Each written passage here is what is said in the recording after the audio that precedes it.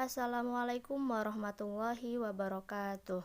Kami dari kelompok 3 yang beranggotakan yang pertama Lucy Fahira Ainunisa dengan NIM 191420083, yang kedua Nur Asimah dengan NIM 191420097, yang ketiga Rizal Hidayat Astari dengan NIM 191420110. Kami dari jurusan Perbankan Syariah kelas C semester 4 Fakultas Ekonomi dan Bisnis Islam UIN Sultan Maulana Hasanuddin Banten. Kami di sini akan mempresentasikan tentang komponen hardware dan software dalam sistem teknologi informasi perbankan. Oke, nama saya Rizal Hidayat Astari dengan NIM 1914-2011-0.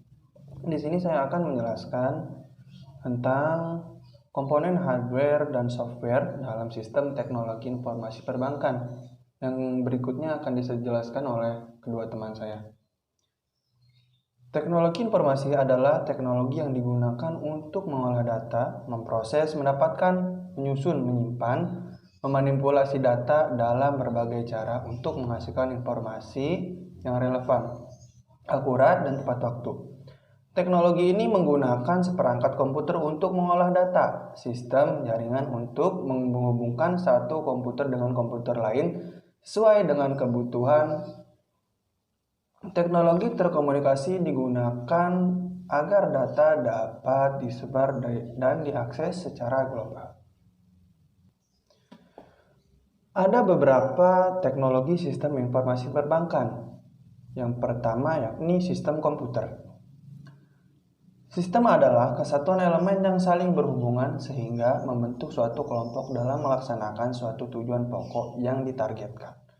Dengan demikian, sistem komputer adalah elemen-elemen yang terkait untuk menjalankan suatu aktivitas dengan menggunakan komputer. Elemen dari sistem komputer terdiri atas manusia, brainware, perangkat lunak, software, set instruksi, instruction set, dan perangkat keras, yakni hardware. Tujuan pokok sistem komputer adalah mengolah data menjadi informasi. Pada hakikatnya, sistem komputer adalah elemen-elemen yang terkait untuk menjalankan suatu aktivitas dengan menggunakan komputer. Tujuan pokok sistem komputer adalah untuk mengolah data menjadi informasi. Berikutnya adalah komponen dalam sistem komputer. Yang pertama yaitu pemroses. Pemroses berfungsi untuk mengendalikan operasi komputer dan melakukan fungsi pemrosesan data. Pemroses melakukan operasi logika dan mengelola aliran data dengan membaca instruksi dari memori dan mengeksekusinya. Langkah kerja pemroses yakni yang pertama yaitu mengambil instruksi biner dari memori. Yang kedua, mendekode instruksi menjadi aksi sederhana. Yang ketiga, yakni melakukan aksi. Pemroses terdiri atas arithmetic logic unit, yakni ALU, untuk melakukan operasi aritmatika dan logika, dan control unit, CU, yang berfungsi untuk mengendalikan operasi yang dilaksanakan sistem komputer. Pemroses melakukan tugasnya dengan mengeksekusi instruksi-instruksi di program dengan mekanisme instruksi sebagai berikut. Yang pertama, pemroses membaca instruksi dari memori yang bisa disebut fetch. Yang kedua, pemroses mengeksekusi instruksi atau disebut execute. Eksekusi program berisi pengulangan fetch dan execute. Pemrosesan satu instruksi disebut satu siklus instruksi atau instruction cycle. Yang kedua ada memori. Memori berfungsi untuk menyimpan data dan program. Konsep program tersimpan yakni stored program concept, yaitu program kumpulan instruksi yang disimpan di suatu tempat memori, kemudian instruksi tersebut dieksekusi. Setiap kali melakukan eksekusi, pemroses harus membaca instruksi dari memori utama agar Eksekusi dilakukan secara cepat. Instruksi tersedia di memori pada lapisan berkecepatan akses lebih tinggi. Kecepatan eksekusi ini akan meningkatkan kinerja sistem. Hierarki memori berdasarkan kecepatan akses. Yang pertama yaitu register tercepat. Yang kedua, change memory. Change memory dalam memori utama dan register sehingga memproses tidak langsung mengacu memori utama. Tetapi di change memory yang kecepatan aksesnya lebih tinggi, main memory, yang kedua discharge atau buffering. Bagian memori utama untuk menampung data yang akan ditransfer dari ke perangkat masukan atau keluaran dan penyimpan sekunder. Buffering dapat mengurangi frekuensi pengaksesan dari ke perangkat masukan atau keluaran dan penyimpanan sekunder sehingga meningkatkan kinerja sistem. Ada dua yaitu magnetic disk, yang kedua magnetic tape optical disk atau terlambat. B. Konfigurasi komputer. Komputer terbagi menjadi 3 bagian. Yang pertama itu software atau perangkat lunak. Software komputer adalah sekumpulan data elektronik yang disimpan dan diatur oleh komputer. Data elektronik yang disimpan oleh komputer itu dapat berupa program atau instruksi yang akan menjalankan suatu perintah. Melalui software atau perangkat lunak inilah komputer dapat menjalankan suatu perintah. Secara harfiah, software adalah piranti lunak, perangkat lunak, program komputer. Software adalah kumpulan beberapa perintah yang dieksekusi oleh mesin komputer dalam menjalankan pekerjaannya. Software atau perangkat lunak ini merupakan catatan bagi mesin komputer untuk menyimpan perintah ataupun dokumen serta arsip lainnya. Software dijalankan pada proses device jika mendapatkan respon masukan dari input device dan hasil proses yang dilakukan oleh perangkat lunak dikeluarkan dengan output device. Contoh DOS, Microsoft Windows, Unix, dan Linux. Yang kedua yaitu hardware atau perangkat keras. Hardware adalah peralatan dalam bentuk fisik yang menjalankan sistem komputer.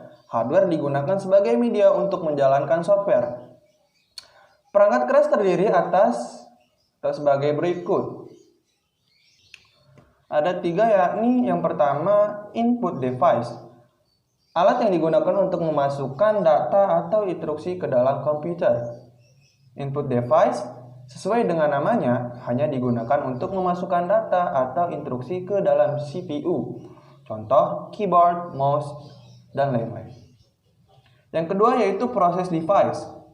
Alat yang digunakan untuk melaksanakan kumpulan-kumpulan instruksi yang akan ditujukan untuk menghasilkan suatu hasil tertentu yang dikehendaki. Proses device dapat melakukan tugasnya jika ada masukan dari input device, baik berupa data maupun instruksi. Alat pada proses ini disebut Central Processing Device atau CPU. Yang ketiga yaitu output device. Alat yang digunakan untuk menampilkan laporan hasil pengelolaan input dari input, baik ditampilkan pada layar monitor ataupun dicetak pada media lain, contoh monitor, printer, dan lain-lain. Baik, sebelumnya perkenalkan nama saya Nur Asimah, NIM 191420097. Di sini saya akan melanjutkan pembahasan selanjutnya yaitu mengenai konfigurasi komputer. Konfigurasi komputer ini terbagi menjadi 3. Yang pertama software atau perangkat lunak, yang kedua yaitu hardware atau perangkat keras, yang ketiga yaitu brainware atau perangkat pikir. Nah, brainware ini seperti apa sih?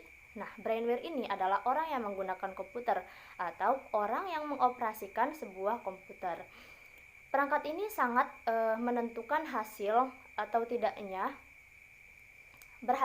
tidaknya suatu proses yang dilakukan pada proses device. Kenapa seperti itu? karena komputer hanya akan bekerja jika mendapatkan instruksi yang diberikan oleh perangkat pikir. Contohnya operator, programmer, dan sistem analis. Operator ini adalah orang yang akan menjalankan suatu sistem operasi atau juga program di perangkat komputer. Contohnya, merawat sistem operasi komputer, menyiapkan data untuk diakses, dan lain sebagainya. Programmer ini seperti apa? Programmer ini adalah orang yang memiliki kemampuan di dalam bahasa pemrograman. Sering di dalamnya berperan sebagai membuat program yang akan diperlukan pada sistem komputerisasi. Nah, sistem analis ini seperti apa? Nah, sistem analis adalah seseorang yang bertanggung jawab atas penelitian, perencanaan, pengkoordinasian, dan merekomendasikan pemilihan perangkat lunak dan sistem yang paling sesuai dengan kebutuhan organisasi bisnis atau perusahaan. Brainware juga berarti orang-orang yang bekerja secara langsung dengan menggunakan komputer sebagai alat atau orang yang tidak bekerja secara langsung menggunakan komputer, tetapi menerima hasil dari komputer yang berbentuk laporan. Selanjutnya yaitu tentang sistem telekomunikasi. Nah, seperti apa sih sistem telekomunikasi itu? Sistem telekomunikasi ini berasal dari kata tele yang berarti jauh dan komunikasi yang berarti proses pertukaran informasi antar individu melalui sistem simbol bersama. Telekomunikasi ini adalah proses komunikasi yang dilakukan melalui jarak yang jauh. Menurut Undang-Undang RI Nomor 36 Tahun 1999 tahun 1999 tentang telekomunikasi. Telekomunikasi ini adalah setiap perencanaan, pengiriman, atau penerimaan dari setiap informasi dalam bentuk tanda-tanda, isyarat, tulisan, gambar, suara, dan bunyi melalui sistem kawat, optik, radio, atau sistem elektromagnetik lainnya. Nah, selanjutnya yaitu sistem telekomunikasi. Sistem telekomunikasi ini seperti apa? Nah, sistem telekomunikasi ini adalah seluruh unsur atau elemen, baik infrastruktur telekomunikasi, perangkat telekomunikasi, sarana dan prasarana telekomunikasi maupun penyelenggaraan telekomunikasi sehingga komunikasi jarak jauh dapat dilakukan. Ada berapa sih istilah dalam bidang telekomunikasi sesuai dengan Undang-Undang RI Nomor 36 Tahun 1999 ini? Istilah ini terdapat 8 istilah. Yang pertama yaitu perangkat telekomunikasi. Perangkat telekomunikasi adalah sekelompok alat telekomunikasi yang memungkinkan bertelekomunikasi. Yang kedua, sarana dan prasarana telekomunikasi. Sarana dan prasarana telekomunikasi ini adalah segala sesuatu yang memungkinkan dan mendukung berfungsinya telekomunikasi. Yang ketiga, penyelenggaraan telekomunikasi. Penyelenggaraan telekomunikasi ini adalah perseorangan, koperasi, badan usaha milik daerah atau BUMD, badan usaha milik negara atau BUMN, badan usaha swasta, instansi pemerintah, dan instansi pertanahan keamanan negara. Yang keempat yaitu jasa telekomunikasi.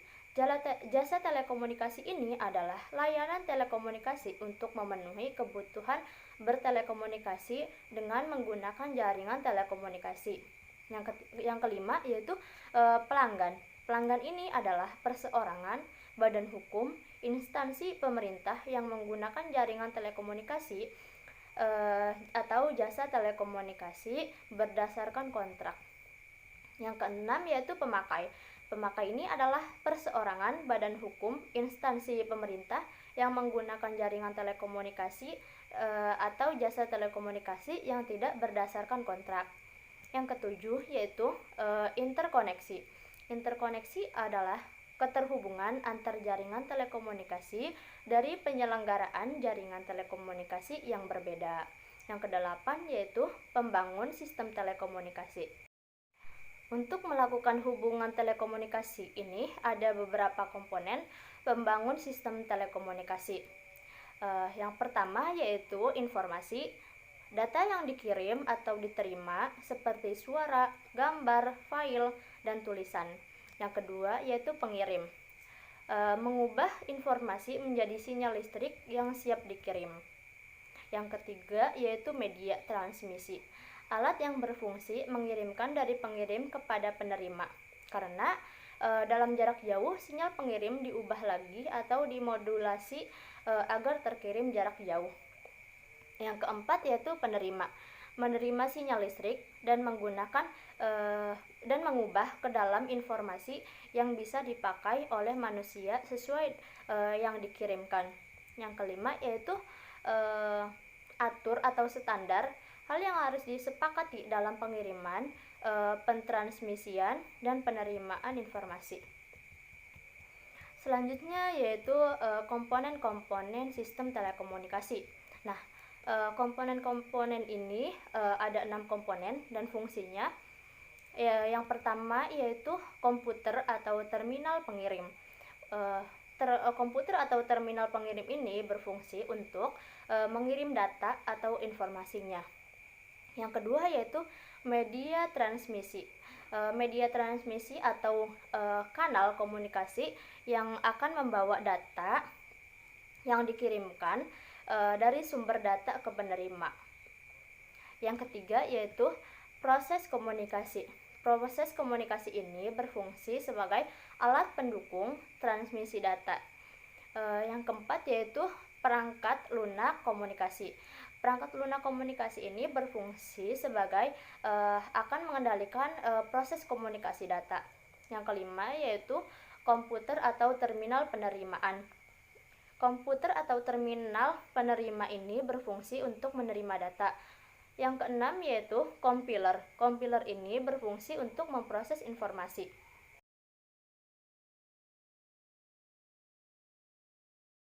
Selanjutnya yaitu tentang kriteria pemilihan komponen hardware dan software teknologi perbankan.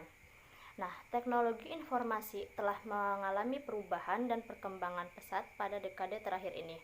Maka dari itu, teknologi informasi dalam perbankan harus kita pilih kriteria-kriteria yang terbaik untuknya. Nah, fungsi teknologi informasi yang semakin khusus mendorong setiap bank untuk membentuk bagian departemen atau unit kerja khusus tersendiri. Walaupun struktur tersebut tergantung pada berbagai faktor, misalnya skala bisnis dan beban kerja, tetapi unit kerja tersebut mencerminkan dua aspek kegiatan, yaitu aspek pengembangan teknologi dan aspek operasionalnya. Fasilitas pengolahan data yang tersedia di bank saat ini merupakan hasil kemajuan teknologi dan kebutuhan untuk menjalankan operasi secara sistematis dan baik sesuai dengan aliran masuk dan keluar dana bank. Fasilitas tersebut berfungsi untuk menangani, memilih, menghitung, menyusun, melaporkan, dan mengirimkan informasi. Dengan demikian, pengguna teknologi informasi di bank bertujuan untuk meningkatkan efektivitas dan efisiensi pengolahan data kegiatan usaha perbankan sehingga dapat memberikan hasil yang akurat, benar, tepat waktu, dan dapat menjamin kerahasiaan informasi. Melanjutkan dari materi kriteria pemilihan komponen hardware dan software teknologi perbankan. Ada beberapa kriteria dalam pemilihan komponen teknologi perbankan. Yang pertama yaitu kriteria pemilihan teknologi perangkat lunak dan perangkat lunak perbankan. Yang kedua yaitu kriteria pemilihan software komputer perbankan. Yang pertama, kriteria pemilihan teknologi perangkat lunak perbankan.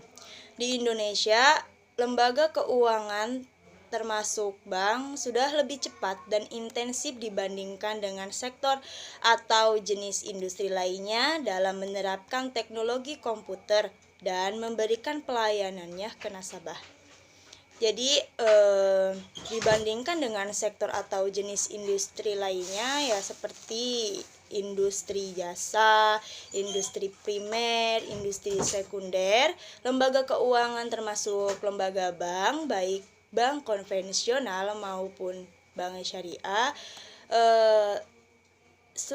dalam menerapkan teknologi komputer dan memberikan pelayanannya ke nasabah itu sudah lebih cepat dan intensif. Nah, jenis pelayanannya seperti apa? Jenis pelayanan tersebut meliputi pembayaran komputerisasi atau pemindahan dana melalui komputer dengan fasilitas jaringan komunikasi datanya, jasa penyetoran, dan pengambilan dana secara otomatis melalui ATM atau berbagai jenis kartu plastik seperti home banking dan internet banking serta fasilitas pelayanan lainnya. Beberapa contoh jenis teknologi komputer tersebut diantaranya yaitu ATM, kartu kredit, point of sales atau POS, electronic fund transfer system, dan otomatisasi clearing. Fungsi teknologi sistem informasi yang tepat tidak terlepas dari kriteria pemilihan jenis teknologi yang akan digunakan oleh bank. Sistem aplikasi komputer yang digunakan dalam bidang perbankan harus bisa mengakomodasikan semua kebutuhan bank dan sesuai dengan ketentuan Otoritas Moneter Bank Indonesia. Secara umum, pemilihan ini berdasarkan kesesuaian antara kapasitas bank dan fasilitas atau kemampuan software yang akan dipilih sehingga investasi yang telah dikeluarkan itu efektif dan memberikan nilai tambahan terhadap bank. Selain itu, ada juga bank yang kapasitasnya itu relatif kecil. Contohnya seperti Bank Pengkreditan Rakyat atau BPR. Beda dengan bank umum, baik konvensional maupun syariah, Bank Pengkreditan Rakyat ini kurang relevan apabila menggunakan sistem aplikasi komputer yang menyediakan fasilitas transaksi dalam valuta asing atau pengelolaan giro. Mengapa demikian? Dikarenakan BPR ini tidak boleh melakukan transaksi di dalam valuta asing dan tidak ikut dalam lalu lintas pembayaran giral. Nah, BPR ini dalam kegiatannya tidak memberikan jasa dalam lalu lintas pembayaran. Penggunaan software tersebut menjadi tidak efisien dan biaya investasinya lebih besar dibandingkan dengan nilai tambah yang dihasilkannya. Yang kedua yaitu kriteria pemilihan software komputer perbankan. Kriteria dalam pemilihan software komputer perbankan yang sesuai dengan kebutuhan bank secara umum berdasarkan pertimbangannya yaitu ada 8. Yang pertama, kemampuan dokumentasi atau penyimpanan data. Yang kedua, keluasan atau flexibility. Yang ketiga yaitu sistem keamanan. Yang keempat, kemudahan penggunaan atau user friendly. Yang kelima, sistem pelaporan atau reporting system. Yang keenam yaitu aspek pemeliharaan. Yang ketujuh, source code. Yang kedelapan, struktur informasi dan hubungan antar subsistem aplikasi bank. Yang pertama yaitu kemampuan dokumentasi atau penyimpanan data. Nah, jenis dan klasifikasi data bank yang relatif banyak harus bisa ditampung oleh software yang akan digunakan, termasuk pertimbangan segi keamanan datanya, jumlah nasabah, serta frekuensi dan jumlah transaksi harian yang besar memerlukan komputer yang besar, selain memerlukan kecepatan prosesor yang tinggi juga. Sebagai contoh, BPR kurang efisien jika menggunakan mesin besar, misalnya AS atau 400 dalam operasionalnya, karena kapasitas dan cakupan geografis BPR itu relatif kecil. Yang kedua yaitu keluasan atau flexibility. Operasional bank selalu berkembang dengan kebutuhan yang berubah-ubah dan mungkin bertambah pada kemudian hari walaupun informasi dasarnya tetap sama. Kondisi ini harus diantisipasi oleh perangkat lunak komputer sampai batas-batas tertentu. Setiap bank mempunyai sistem dan prosedur yang mungkin berbeda meskipun data informasi dasar yang diolahnya itu sama. Perangkat lunak komputer yang fleksibel dapat digunakan oleh dua bank yang kapasitasnya sama, tetapi sistem dan prosedurnya itu berbeda. Yang ketiga yaitu sistem keamanan. Sebagai lembaga kepercayaan masyarakat atau agent of trust, bank memerlukan sistem keamanan yang andal untuk menjaga kerahasiaan data atau keuangan nasabah.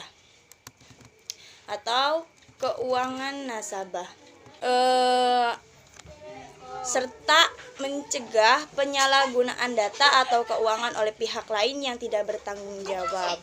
Software komputer perbankan yang baik harus menyediakan fasilitas pengendalian dan pengamanan tersebut. Jadi sangat diperlukan sistem keamanan ini guna mencegah penyalahgunaan dari pihak yang tidak bertanggung jawab.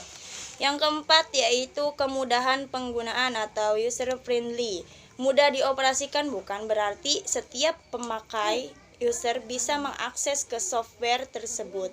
Jadi mudah dioperasikan di sini bukan berarti setiap pemakai bisa mengakses ke software tersebut. Akan tetapi petugas yang mempunyai kewenangan mudah mengoperasikan proses yang menjadi tanggung jawabnya. Tahap input, proses, output yang dilakukan pada software tersebut tidak menjadi penghambat dalam kegiatan perbankan secara keseluruhan. Sistem aplikasi komputer yang baik dapat mendeteksi kesalahan pengoperasian, yaitu dengan memberikan error message dan memberikan petunjuk pemecahan masalahnya. Yang kedelapan yaitu sistem pelaporan atau reporting system. Data atau informasi yang dibutuhkan harus bisa disajikan dalam bentuk yang jelas dan mudah dimengerti. Bank memerlukan laporan-laporan yang lengkap dan jelas, terutama dalam proses pemeriksaan audit atau penyajian laporan yang bisa dimengerti oleh pihak-pihak yang berkepentingan dengan harapan keuangan setiap bank menjadi lebih transparan dan bisa dipertanggungjawabkan. Yang keenam yaitu aspek pemeliharaan. Kinerja software perbankan diharapkan relatif stabil selama bank beroperasi. Kondisi ini memerlukan aspek pemeliharaan yang baik, dalam arti secara teknis tidak sulit dilakukan dan tidak membutuhkan biaya yang relatif mahal.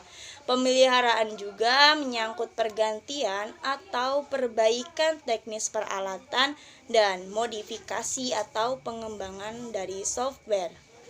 Selanjutnya yang ketujuh yaitu source code. Software perbankan merupakan program paket yang sudah dikompil sehingga menjadi executable file. File program tersebut relatif tidak bisa diubah atau dimodifikasi. Jika menginginkan perubahan atau fasilitas tambahan dari software tersebut, pihak bank harus mempunyai dan memahami software tersebut dalam bentuk bahasa pemrograman aslinya atau source code. Yang terakhir yaitu yang ke-8, struktur informasi dan hubungan antar subsistem aplikasi bank.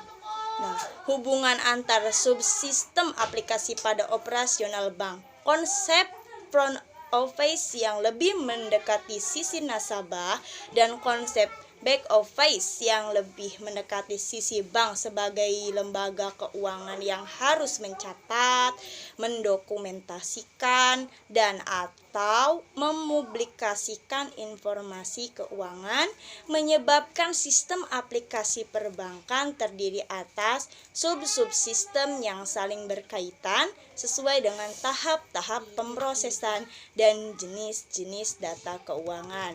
Nah, itulah 8 dari pertimbangan-pertimbangan kriteria dalam pemilihan software perbankan yang sesuai dengan kebutuhan bank. Mungkin hanya itu saja yang dapat saya sampaikan. Kurang dan lebihnya saya mohon maaf. Saya kembalikan kepada moderator. Wassalamualaikum warahmatullahi wabarakatuh. Kami dari kelompok 3 pamit undur diri. Kurang dan lebihnya kami mohon maaf. Wabillahi taufiq wal hidayah. Wassalamualaikum warahmatullahi